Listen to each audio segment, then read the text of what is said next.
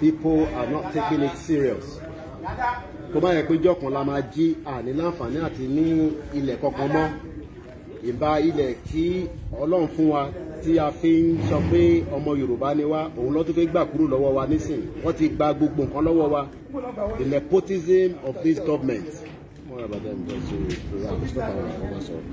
The nepotism of the government is now encroaching on our land.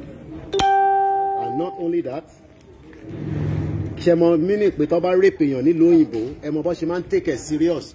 Òun làwọn sọ pé wọ́n rape àwọn ìyá wa, wọ́n rape àwọn àbúrò wa. Àwọn èèyàn wa take it serious. Ẹ mọ̀ the consequence of when people are being raped in America, in Germany, in Canada. So ṣé bó ṣe wọ́n rape àwọn ṣé kí àwa oríṣi ṣe ìyàtọ̀ wá wà fáwa. Nígbà tá a bá ń sọ pé àwa tí a wà nílẹ̀ káàárọ̀ jíire wọ́n rape àwọn èèyàn. Ẹ mọ̀ mí ní rape. Kéèyàn bá yàn sùn ní tipátipá. Àfi fídíò yẹn àfi wọ̀nyí lánàá. Nígbà tí à ń play broadcast lálẹ́ àná. So now ẹni bá wá sọ pé kò kàn wọ́n. Ẹ rántí pé ìjọ kan kó má jẹ́ pé wọn náà máa gba call. Tó máa sọ fún ẹ pé wọ́n ti rape sister abẹ́ni tó súnmọ́ ẹ abẹ́ni tó mọ̀. So that is why we are saying a Yoruba nation say no to Fulani terrorists in Yoruba land, and we must do everything possibly best to end this contraction. We're not going to stay long on this broadcast, but one thing I want us to let me turn the camera to me there. Stay on it. So let me no, vehicle. Face this way. I know what I'm doing. Vehicles. Oh, what? Yeah. So come this way. Okay. I will show you. Okay. So what we need to understand is a Yoruba nation that we are asking every one of you to remember that it is not just about one person. Èèyàn kan ló donate eléyìí nísìn. Ta ló máa donate the next one, going to other states. So if everybody is saying kò kàn mí, you know, we all can do different things. Èèyàn kan ló mú initiative eléyìí wá nísìn. Ẹni tó bá fẹ́ template ẹ sọ fún wa, ẹ replicate ẹ ṣe banner, ẹ send ẹ sí state, ẹ ní láti send ẹ sáwa, ẹ send ẹ sí gbogbo state. Kó máa lẹ̀ mọ́ káàkiri, kó máa lẹ̀ mọ́ gbogbo junction, kó máa lẹ̀ mọ́ gbogbo street. Let's do as many as possible, because the message of the Fulani must not stop. We must continue to get that message out every single second. Tó bá rape èèyàn nílùú òyìnbó, ẹ mọ iṣẹ́ tí ọlọ́pàá máa ṣe, ó máa kọ́kọ́ lọ investigate crime yẹn. Wọ́n wá ń rape àwọn tiwa níbí báyìí, kò tẹ̀sẹ̀ tó investigate, kò sẹ́ni tó tún wá compensate àwọn tó rape. So for how long la máa ṣe yẹn? Tó bá rape èèyàn kan ní àárọ̀ ní London nísìn, ẹ mọye emergency services tó máa kó jáde pé wọ́n kọ̀ rape èèyàn kan. Wọ́n wá ń rape àwọn èèyàn continuously in our farms every day. So also make stickers, let's do banners, let's get the message out. This is not the time. Chief Sunday Adeyemo lemato nefe ṣe kankan. No. He's playing his role. What role ni wọ́n fẹ́ play? Èèyàn kan ló láti 4:30 láàárọ̀ ni èèyàn kan ti lajú. Don't expect banner yìí àti 4:30 èèyàn kan sùn. So role wo ni wọ́n fẹ́ play? Right? Role wo lẹ fẹ́ play? Ẹni ẹ pé ẹ fẹ́ ṣe role wo ni wọ́n fẹ́ play?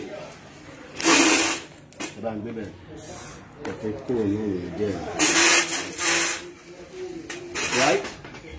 Olúkálùkù máa play different role. Àwa ń play tiwa, ẹ̀yin náà play tọ̀dọ̀ tiyín. 4:30 ni àwọn kan ti jí èèyàn méjì. Ìkan gbé ẹrù yìí lọ sí ọ̀dọ̀ bus garage tó máa ti deliver wá sí ibi báyìí. Èèyàn kan ti jí níbi tí wọ́n ti fẹ́ gbà. So the question I'm asking everybody is, should we continue to repeat the same thing? Because everybody now is just waiting for action. Action náà lélẹ́yìí nísìn.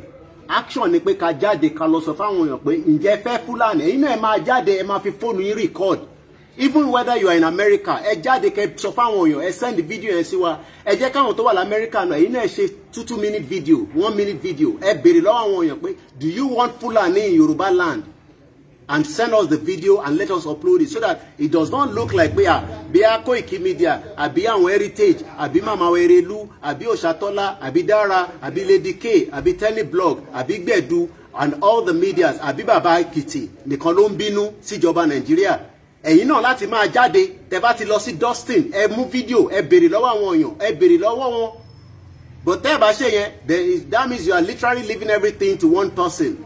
And this job is for every single one of us. Every one of us. It's not just about me. Kò dìgbà tẹ́ bá rí wa live. Iṣẹ́ tẹ̀yin náà lè ṣe ni. Everybody can go live on their Facebook now. This is not the time. Come on, mo fẹ́ kí ìjọba Nàìjíríà rójú mi. Look, ó bẹ́tà kí ìjọba Nàìjíríà rójú ẹ than kí Fúlàní kó rape ẹ àbí kó pa ẹ́. O lè ní kó kàn ẹ́. Ẹ wo man tó yẹ kó padà sí Atlanta tí wọ́n pa. He was meant to go back to Atlanta. Ó ní ticket lọ́wọ́, ó ní visa bí ó ní resident tó yẹ kó fi padà sí America. Wọ́n padà pa náà ni.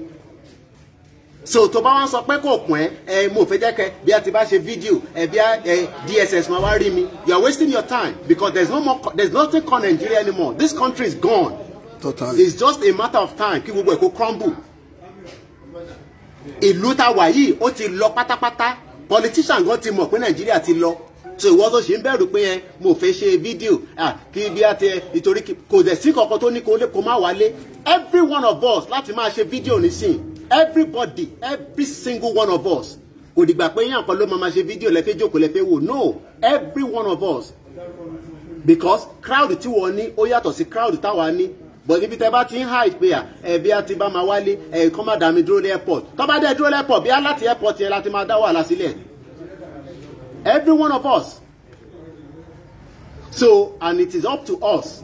Taba sọ pé àfẹ́ṣẹ́ election in 2023. It starts from now.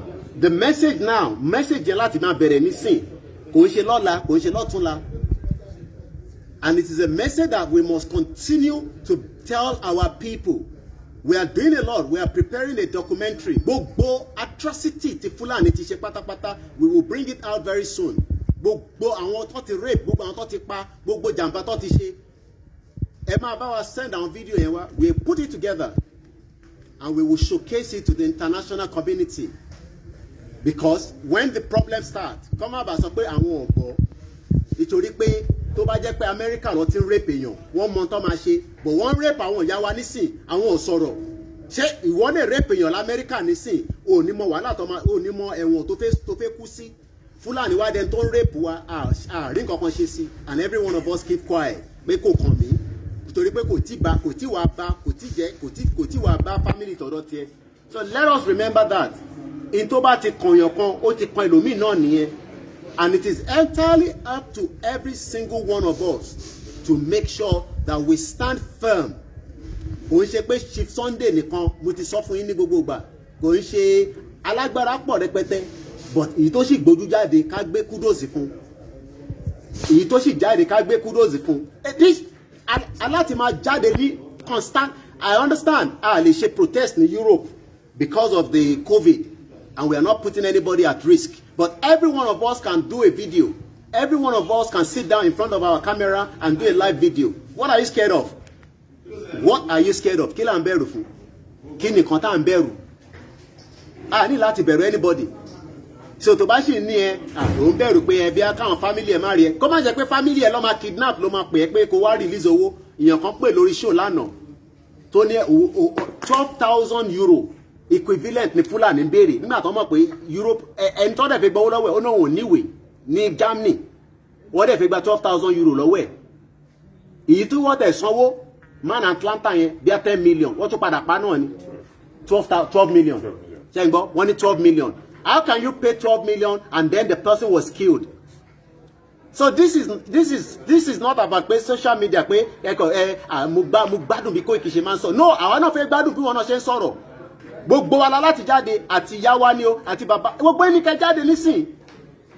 Torí tí gbogbo wa bá bẹ̀rẹ̀ sí pariwo síjọba àgbáyé pé Nàìjíríà yìí tẹ́ ẹ̀ bá tètè dá sí tó bá di wàhálà ẹ̀yin gan máa fara gbá nítorí pé wọ́n lè ṣé tó bá rape èèyàn ní London láàárọ̀ yìí èmi ń béèrè tó bá rape èèyàn ní London láàárọ̀ yìí wọ́n ní ṣe nǹkan kan sí ṣé wọ́n ní ṣe nǹkan kan sí I'm asking the question ṣé tó bá rape èèyàn l'Amẹ́ríkà ní Canada láàárọ̀ yìí ní France wọ́n ní ṣe anything sí wàá kàn fẹ́ nìyẹn sílẹ̀ pé wàá wá fọwọ́ pa lórí pé ó ṣe dáadáa àbí kó tún lè rape ẹlòmíì rape wá jẹ́gẹ́ bí nǹkan ó jẹ́gẹ́ ẹ̀ẹ́tẹ̀ wọn trauma tó wà nínú ẹ̀ pé wọ́n rape èèyàn ó bá lájẹ àjọṣepọ̀ tí kò ní consent ẹ̀mọ́ tó ń pè bẹ́ẹ̀ ni ìyẹn làwa wá fi ń ṣẹ̀fẹ̀ àwa sọ rape yẹn di nothing pé ṣèbí rape lásán ni tó bá tẹ̀ tó wáyé pé wọ́n rape wá tó wá pa wọ́n lẹ́yìn ìgbà tó bá wọn sùn tán so ìyẹn làwa wá sọ di pé nothing so it's entirely up to every one of us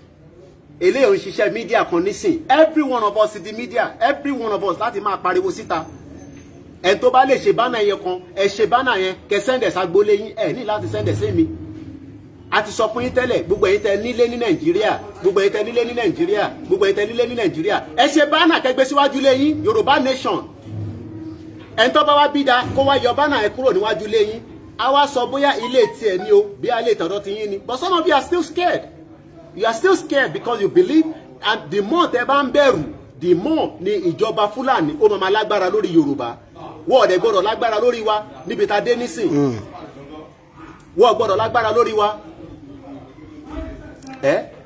wọ́n gbọ́dọ̀ lágbára lórí wa ẹ má bọ̀ Mr. Lawal èèyàn kan nísìn láti Ọ̀ṣun ló ti gbé màmá mi ẹ káàárọ̀ mà ẹ kú dájí láti Ọ̀ṣun ló ti gbéra nísìn ẹ jókòó iṣẹ́ takuntakun this is the first time ta kọ́kọ́ máa ríra gbàrà iṣẹ́ tí bàbá yìí ṣe I'm sure you see him all the time iṣẹ́ tó ń ṣe lójoojúmọ́ kò ń ṣe kékeré is the coordinator of Osun State every single day he called me about 2 hours ago lọ́tí ń bọ̀ nísìn wọ́n ti dé bíbáyìí lórí ọ̀rọ̀ Yorùbá yìí náà ni àbí ó tún nìkan mí bẹ́ẹ̀ni lórí ọ̀rọ̀ Yorùbá ẹ bá mi ṣàlàyé. ó kí gbogbo ilé o gbogbo ẹ̀yin ọmọ Odùduwà ẹ̀yin wa Yorùbá ẹ mo rọ gbogbo wa ẹ jọ̀ọ́ ẹ dákun ẹ jẹ́ ká fọwọ́sowọ́ papọ̀ nínú ìlú kọ̀ọ̀kan ẹ jẹ́ kí wọ́n mọ̀ wípé Yorùbá fẹ́ dá dúró àṣẹrú mọ́ ẹ jọ̀ọ́ ẹ dákun àwọn Fúlàní ti pa wá àwọn bòròró ti pa wá ojoojúmọ́ là ń wọnú gbọ́ àmọ́ nǹkan tó ń ṣẹlẹ̀ ẹni tó dẹ̀kàn ló mọ̀ ẹ jọ̀ọ́ ẹ dákun mo rọ gbogbo wa ẹ jẹ́ ká dìde ẹ̀yin gbogbo Yorùbá tó wà ní diaspora ẹ dákun ẹ sọ̀pọ̀tì àwa tá a wà nílé ẹ jẹ́ ká jọ ṣe àṣepapọ̀ ẹgbẹ́ ọ̀tún ẹgbẹ́ òsì ẹ jẹ́ ká jọ sowọ́ papọ̀ ẹ má jẹ́ ká ṣe lọ́tọ̀ọ̀tọ̀ sódà tí a fi lè débi tá à ń lọ lásìkò ó yẹ ká ti ju bíbà yìí lọ mo rọ gbogbo wa ẹ jọ̀ọ́ ẹ dákun ẹ jẹ́ ká fọwọ́sowọ́ papọ̀ ìyà yìí ti tó gẹ́ ọmọ aládé ni wá kò yẹ kọ́mọ ẹlẹ́run máa jégún àdúrà ó gbà o ogun oníkólẹ̀ Yorùbá o ogun Fúlàní oníkólẹ̀ Yorùbá o àṣẹ Èdùmàrè bẹ́ẹ̀ ni ó rí. ẹ ṣe gan ni so bí ṣe ń sọ lọ so we're gonna bring the broadcast to an end now torí pé àlejò ti wà tí a ní láti attend sí ọ̀nà tó dẹ̀ jìnnà ti wá risk táwọn tó move around ẹ lè understand ẹ láti Èkó lọ sí Ìbàdàn nìkan risk burúkú ni nítorí pé ọ̀nà ọ̀dà inú ẹ̀ wọ́n lè jiyàn gbé inú ẹ̀ jàǹbá lè ṣẹlẹ̀ inú ẹ̀ tírélà ó lè dàwó kó dà lé mọ́tò lórí ẹ wo àìmọye iná tó jó lórí Ọ̀tẹ́dọ́lá bíríjì yẹn so ó kù sí gbogbo alọ́wọ́ eléyìí ń ṣiṣẹ́ Koiki Media pé àbí akíkanjú náà èmi ń ṣe tèmi lásán ni o kí wọn náà kó ṣe tiẹ̀ ká lè tètè rọ́nà kọjá o àníṣe election 2023 but bá ṣe máa ní àníṣe election yẹn ó kù sí gbogbo wa lọ́wọ́ o a tún máa padà wá láìpẹ́ láì jìnnà say no to Fulani Yorùbá nation now ó dàbọ̀.